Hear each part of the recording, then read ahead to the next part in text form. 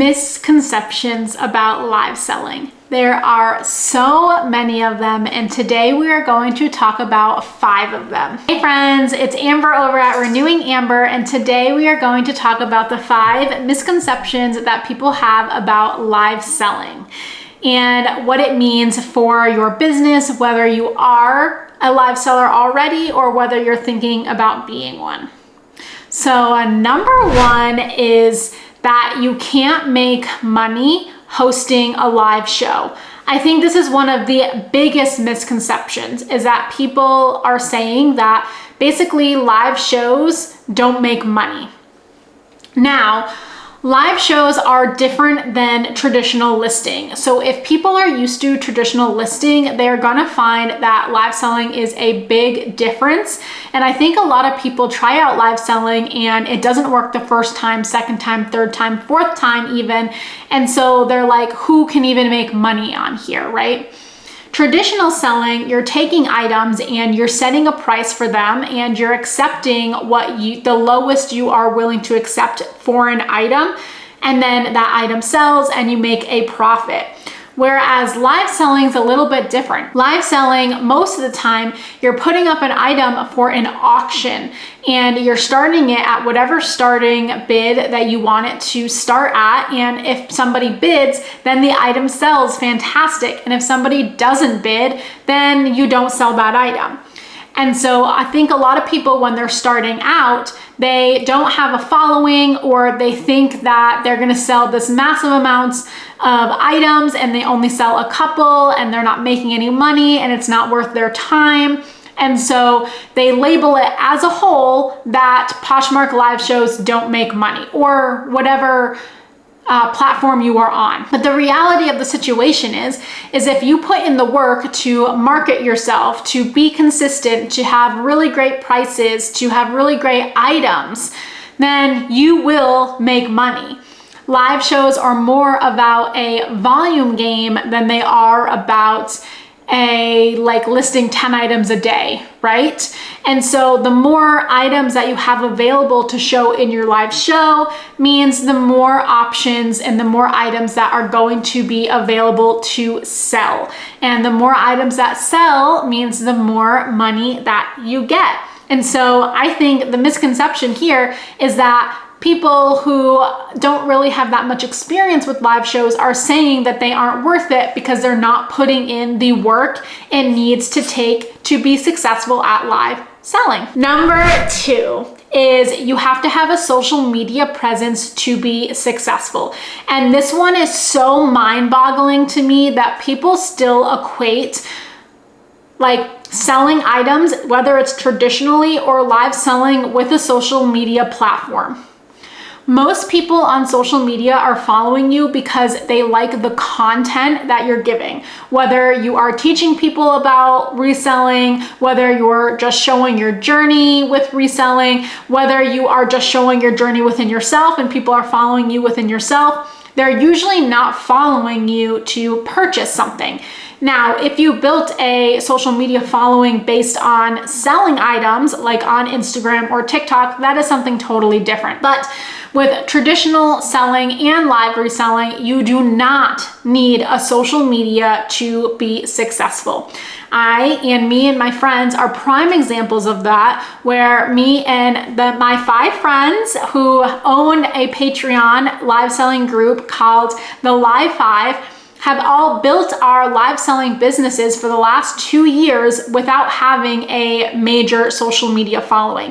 I recently have been trying to post on social media more to build up our Patreon group, to build up me and myself and my journey with reselling and my life and finding myself. But it has nothing to do with what's happened over the last 2 years. And over the last 2 years, I have really grown my business due to live selling without any social media followers. And so you can do this as well. Number 3 is that the only way to get people in your show is by hosting low dollar starts. Now, I believe this is a misconception because I believe there are so many people killing it on the live selling game that are selling items at what they are worth. If you start items low, which is usually like a $3 or $5 show on Poshmark, then yes, you are going to draw in more of a crowd into your shows. That is just marketing, right? If you're selling the items for cheap, you're more likely going to get eyes on those items. The difference is, are those people that are coming into your shows actual buyers? And the answer to that is usually not. They obviously want to see what you have available. And if you have amazing items for very low starts, yes, you are going to get bids, you are going to get people in your shows, but that's not really how you become successful at live shows unless you're planning on to do those very regularly and very consistently. Now, I have a few friends of mine, Macy at Blue Consignment and Britton at eBritton's Boutique, who run amazing $3 shows. They have been doing them for years now, very consistently, and they do extremely well. But they put the work on the back end to have these shows be run successfully. But there are so many other people that I see that I just randomly pop in on Poshmark Lives that are having amazing shows that aren't $3 or $5 low starts. And that's because they're building a business of having their customer base paying that higher price point, that the price point of what those items are actually worth. Brittany over at Essential Endeavors is a really great example of this because she has switched her business over to doing a buy it now style show with higher auction prices. Her lowest that she starts is around $15. She goes up to prices of $32 in her buy it now shows because she's selling items that are worth those prices. And if you can start building those types of shows and be consistent with those types of shows, you are going to build a following and an audience that are willing to pay those type of prices. So you don't need to have low starts to be successful at live selling. Yes, it may draw in a bigger crowd, but are those people even buyers? Usually not. Number 4 is you have to have employees and go live every single day to be successful at live selling. Now, that's a goal and that's a dream, I feel like, for so many resellers, right? Is to build your business to the point where you have employees and you have a warehouse and you're going live all the time. And I definitely think that that goal is obtainable, but I don't believe that that goal is something that makes you successful or not. There are tons of live sellers on the platform that are getting their items at a low cost of goods and flipping them for a high cost of goods in live selling, which means they are profitable and they don't have employees and they don't have warehouses and they don't go live every day. I do believe that you will have more success the more often you go live, because one of the biggest thing about being a live reseller is showing your face all the time. The more often you show your face and the more often you have shows, people are going to continue to come back to you, right? If you go live once a week, once every 2 weeks, once a month, you're going to those people are going to lose interest in your shows fairly quickly because they don't see you often enough to form that connection with you. So I do believe how often you go live does correlate with how successful you are in the long run. But I don't believe that it means you can't be successful or that you have to grow astronomically to be successful. I do think that it just is depending on you and how often you want to go live, how much inventory you have, and what is feasible for you. But your success is not measured by the employees or how many times you go live. You could be somebody who has incredible designer items that goes live once a month that makes more than somebody who goes live every single day with $3 shows. And that is misconception number 4. And the final misconception number 5 to me is that people say that live shows are ruining traditional reselling. And to that I say that is ridiculous. At least in my opinion, it's ridiculous, because most of the time people are stating that live selling is ruining traditional reselling because it's throwing off the comps of items. Most of the time, at least when I do my live shows and all the people's live shows that I go into, they aren't forming listings for those actual products, right? Sometimes it will have a number, sometimes it will just have a brand name, sometimes it will have like a Free People black shirt. but they don't have photos. They were never live listings. And so people can't really say that live listing is throwing off comps because those items don't even show up in comps, okay? Because they're not even listed as for sale when you make them in a live show listing. So if you look up a black Free People top, anything that shows up in a live show isn't going to show up in those sold comps. So that's one reason that I don't believe that it is hurting traditional listing. And I actually believe the opposite. I think that the more often that you go live, the more activity I have in my personal Poshmark closet.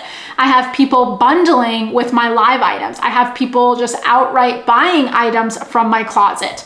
I think Poshmark just pushes people to closets that are using all aspects of their site. Now, do I think you can still be successful without going live? Of course. There are so many traditional resellers that are killing it right now on eBay and Poshmark that are just doing their regular listings. But I don't think that it is ruining regular listings for those who go live. People don't want to hold themselves accountable sometimes for the mistakes in their own business, so they're going to state that something else is the reason why they are failing. Now, I don't know the ins and outs of people's businesses. I can't sit here and tell you what is ruining your business, but I can tell you that live listing most likely isn't the reason why, because the buyers who are buying while live are usually totally separate buyers than those who are buying from traditional listings. Those who are buying from traditional listings are looking up specific items that they want: a bathing suit, a dress, a Free People, dress that they saw. They're looking those up and then they are searching by, what's available in their size, and they're going to that person's closet and making an offer or buying it outright. The people that are shopping on live shows are usually people who want to be entertained, who, impulse shop, who, shop based off of style and shop based off of being in kind of like a community and talking. And I think those buyers can be crossed together, but they're also very separate, and there is very separate markets for them. And so I don't think that one is ruining the other. That is just my opinion. So those are my thoughts about the 5 misconceptions about live selling. If you have any more, drop them down below. I would love to do a part 2 on this where I give you my thoughts about those misconceptions. And if you like these types of videos, make sure to like and subscribe. I have haul videos, I have tips and tricks, I have vlogs, I have videos like this, and I have lifestyle videos. Thank you guys so much for coming to this video, and have a good day. Bye.